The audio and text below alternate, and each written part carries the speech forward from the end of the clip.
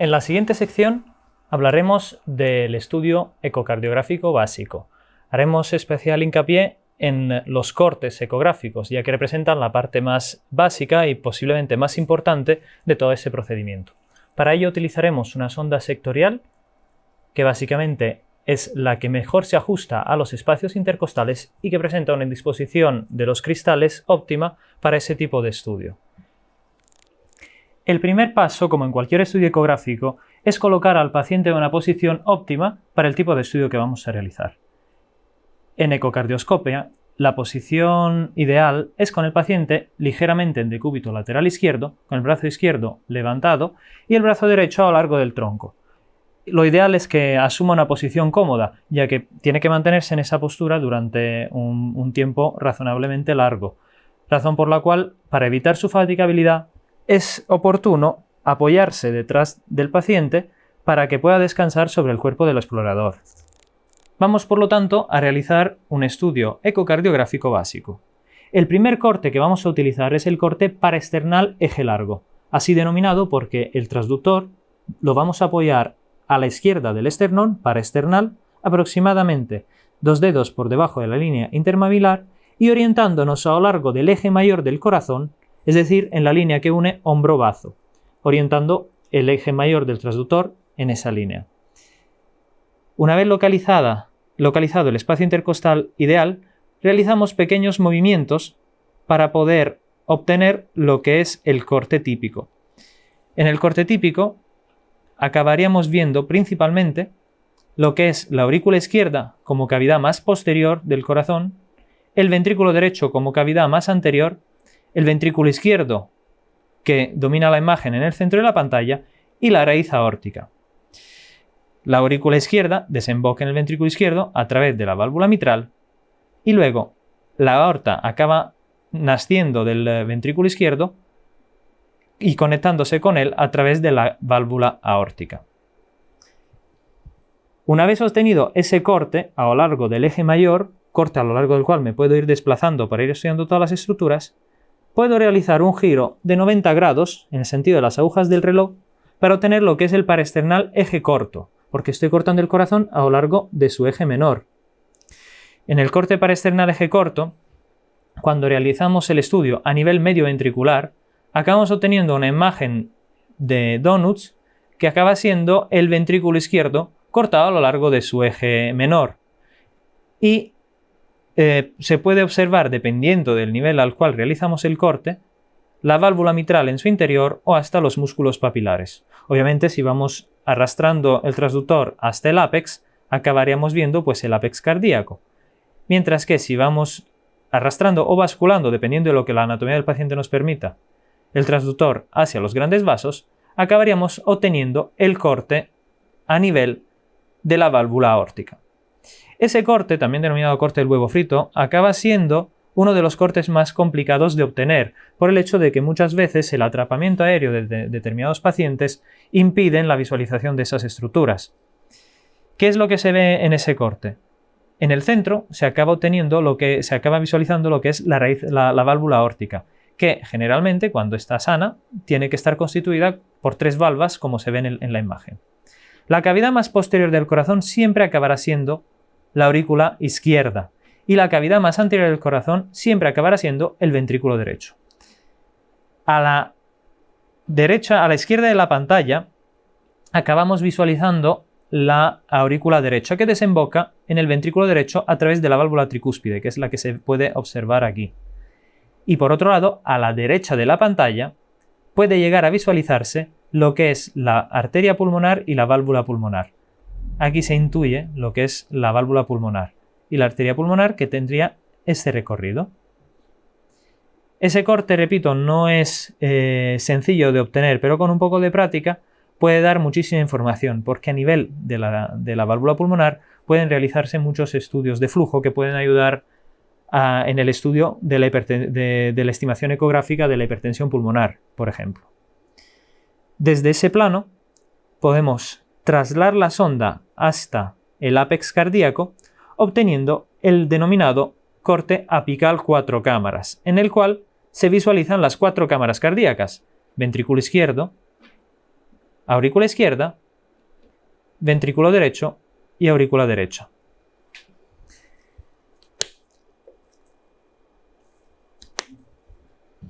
En el corte apical 4 cámaras es importante coger soltura para ir moviendo el transductor hacia ventral o dorsal, porque a la hora de realizar el corte apuntando el haz de ultrasonidos hacia la espalda del paciente, hacia dorsal, acabaríamos obteniendo la que es la imagen del seno coronario, que es esta imagen hipoecogénica que cruza la aurícula izquierda por detrás y desemboca en la aurícula derecha. Sin embargo, apuntando con el transductor hacia ventral, acabaremos obteniendo lo que es la imagen de la raíz aórtica, obteniendo el denominado corte apical 5 cámaras. Obviamente, el corte apical 4 cámaras óptimo es el que se obtiene consiguiendo un plano intermedio entre estos últimos dos.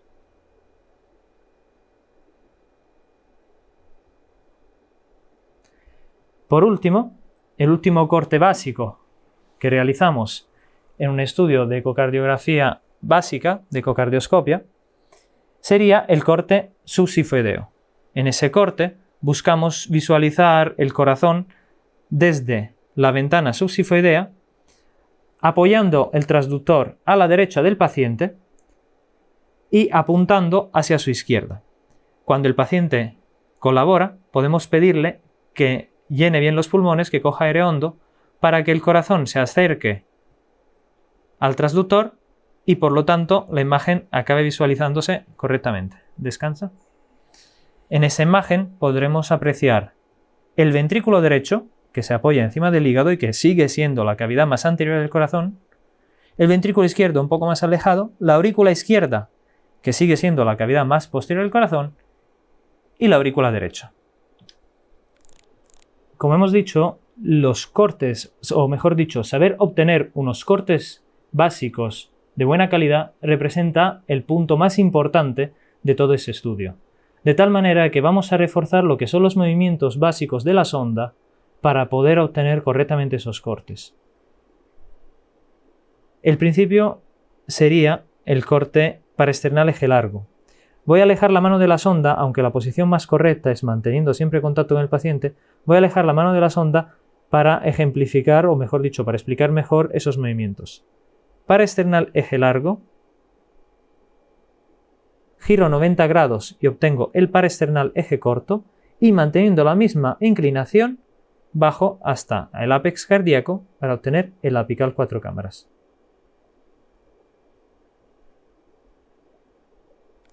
Vamos a realizar entonces las mediciones básicas en ecocardioscopia. En primer lugar, en el parasternal eje largo, al visualizar correctamente lo que es el tabique interventricular y la cavidad del ventrículo izquierdo, así como la raíz aórtica, pues podremos realizar la medición de esas dimensiones cardíacas. Además, al visualizar la valva anterior de la válvula mitral, podremos medir lo que es la distancia E-tabique, que representa la distancia máxima a la cual se queda el velo anterior de la mitral a lo largo del ciclo cardíaco desde el tabique.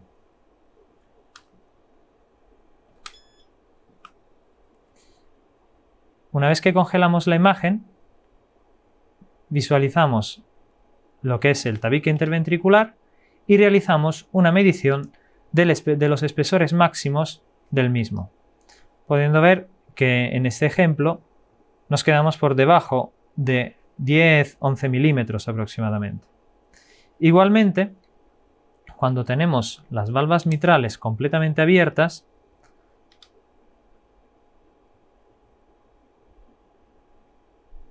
podemos realizar lo que es la medición de la cavidad ventricular del ventrículo izquierdo, intentando realizar un corte en lo que es el punto de apertura máxima de la válvula mitral, rozando con la línea de medición la punta de las valvas. Y la última medida que podemos realizar, la última medida lineal que se puede realizar en ese corte, es lo que es la medida de la raíz aórtica. La distancia E-tabique, por otro lado, como hemos comentado, acaba siendo la distancia mínima entre la valva anterior de la mitral y el tabique.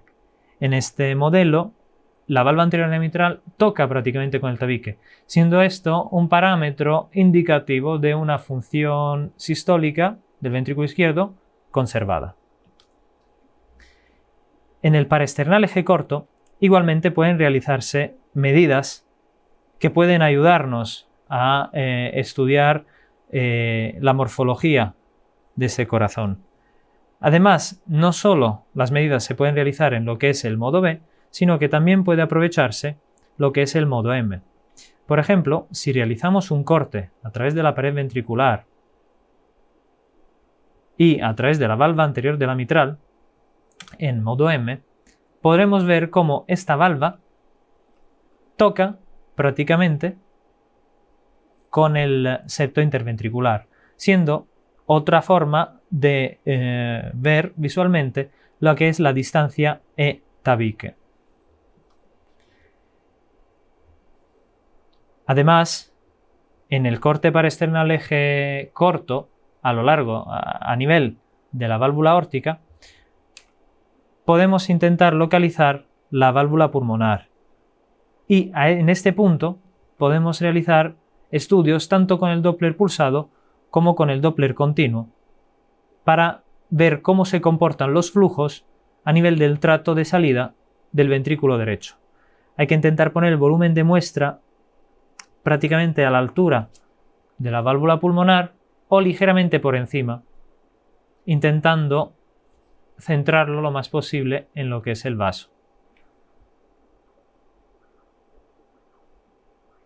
En ese espectro se puede observar lo que es un flujo pulmonar completamente normal, en cúpula y simétrico. Las mediciones más útiles en este espectro, o mejor dicho, la medición más útil en ese espectro, acaba siendo el tiempo de aceleración que nos da una idea de cómo se está comportando ese flujo en el tracto de salida del ventrículo derecho. De tal manera que un flujo por debajo de 105 metros por segundo, o mejor dicho, por encima, perdón, de 105 metros por segundo, acaba siendo un flujo normal, es decir, un flujo no acelerado. También es importante realizar un estudio con Doppler color en ese corte, ya que puede poner de manifiesto lo que son insuficiencias a nivel de la válvula pulmonar, aunque es cierto que la gran mayoría de la población siempre presenta, o mejor dicho, puede presentar una pequeña insuficiencia a nivel de esa válvula, o también insuficiencias a nivel de la válvula tricúspide. Sucesivamente pasamos al corte apical 4 cámaras, el cual nos permite realizar diferentes estudios. El primer estudio que realizamos a este nivel es el denominado MAPSE. El MAPSE, o excursión anterior del anillo mitral, nos permite ver, o mejor dicho, estudiar el movimiento longitudinal del ventrículo izquierdo. Es un estudio que se realiza a través del modo M del ecógrafo y consiste en ver cuánto se aproxima y aleja el anillo mitral, ya sea a nivel medial, ya sea a nivel lateral, de lo que es el ápex cardíaco. Vamos a centrar el modo M primero a nivel medial y obtenemos un espectro en el cual se puede medir este desplazamiento.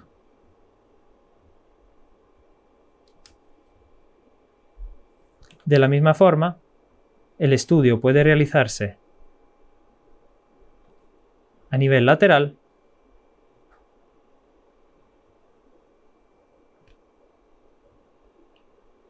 realizando la medida de una forma muy parecida a la anterior.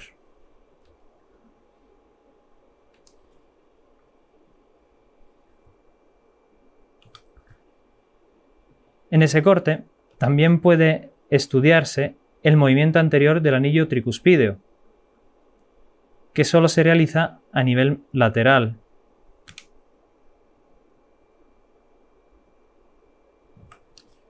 La medición del desplazamiento anterior del anillo tricuspideo, o TAPSE, acaba representando una de las medidas más útiles para el estudio de la función sistólica del ventrículo derecho.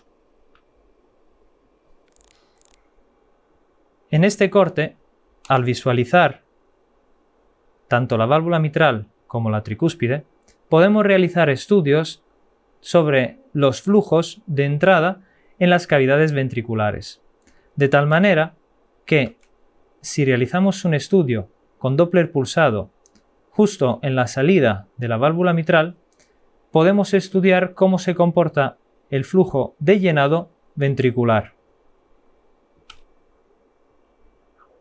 Cuando insonamos la salida de la válvula mitral y realizamos en ese punto un estudio mediante Doppler pulsado, acabamos obteniendo dos ondas. La primera, denominada onda E, que representa el llenado ventricular pasivo, y la segunda, denominada onda A, que representa el llenado ventricular activo por contracción auricular. El estudio de esas ondas acaba siendo un paso muy importante en lo que es el estudio de la función diastólica. Aplicando el Doppler color sobre las válvulas auriculoventriculares, podemos apreciar la presencia de insuficiencias a dicho nivel. En pacientes sanos puede haber insuficiencias mínimas o triviales que no implican patología.